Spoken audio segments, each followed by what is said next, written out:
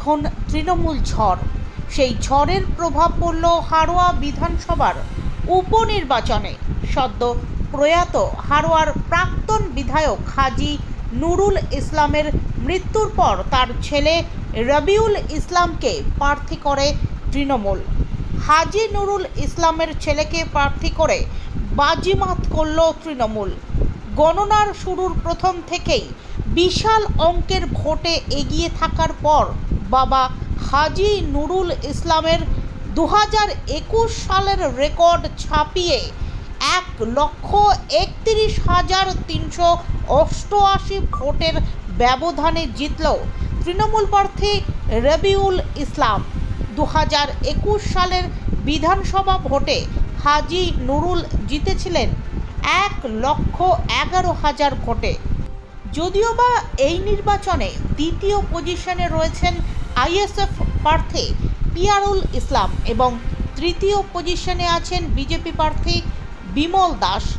ভোটের ফল খারাপ হওয়ায় মাঝপথেই কাউন্টিং হল ছাড়লেন বিজেপি প্রার্থী বিমল দাস।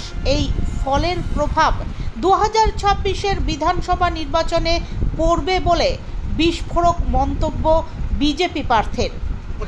বাবার রেকর্ডটা প্রথমে আগে বলে আমি ভাঙিনি।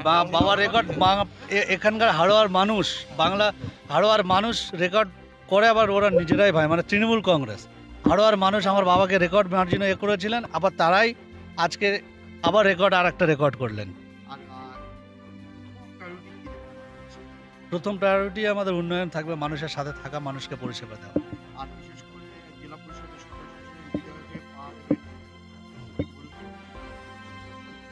বলা একটাই, আমাদের দেখুন, আমাদের একটাই কথা থাকে, শুধু উন্নয়ন করা, মানুষের সাথে থাকা, মানুষের সাথে থেকে মানুষকে পরিষেবা দেওয়া, সম্প্রীতির কথা বলা, উন্নয়নের কথা বলা, উন্নয়ন করা, এটাই আমাদের মূল্য।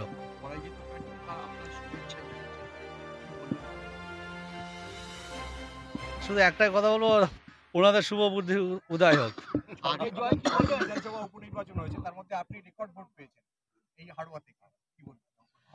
এই রেকর্ড ভোটটা দেখুন, এটার জন্য সম্পূর্ণ হচ্ছে মমতা বন্দ্যোপাধ্যায়। বাংলার মানুষ মমতা বন্দ্যোপাধ্যায়ের সাথে ছিলেন, আছেন এবং থাকবেন। এই জয়টা আমি বাংলার মামাটি মানুষের কাছে উৎসর্গ করবো এবং আমার বাবা প্রথম কাজ হচ্ছে আমার বাবার অসম্পূর্ণ কাজকে আমাকে সম্পূর্ণ করা এবং হাড়োয়ায় যে হসপিটালটা আছে ওটাকে আমাকে মডিফাই করা এবং কি কি প্রয়োজন আছে, কি কি লাগবে সেটা করে হসপিটালটাকে। নির্বাচনের আগে বারবার দেখাচ্ছিল গোষ্ঠীদ্বন্দ্ব, হাড়োয়াতে কোনো গোষ্ঠীদ্বন্দ্ব নেই। দেখুন, কোনো দাবি থাকতে পারে, সেই দাবিগুলোকে, সব দাবিতে আমি অনৈতিক বলে মনে করি না। সেটা দল সিদ্ধান্ত নিয়েছেন এবং সেই সিদ্ধান্তকে সবাই মেনে নিয়ে সবাই মাঠে নেবে কাজ করেছিলেন বলে এত বড় একটা জয় সম্ভব হয়েছে। আমি হয়তো এত বড় আশা করেছিলাম, কিন্তু এতটা আশা করেনি।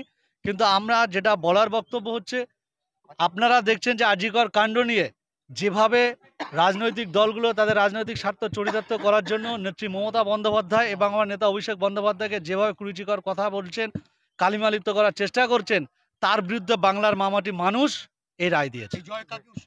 এই জয় বাংলার মামাটি মানুষকে উৎসাহিত।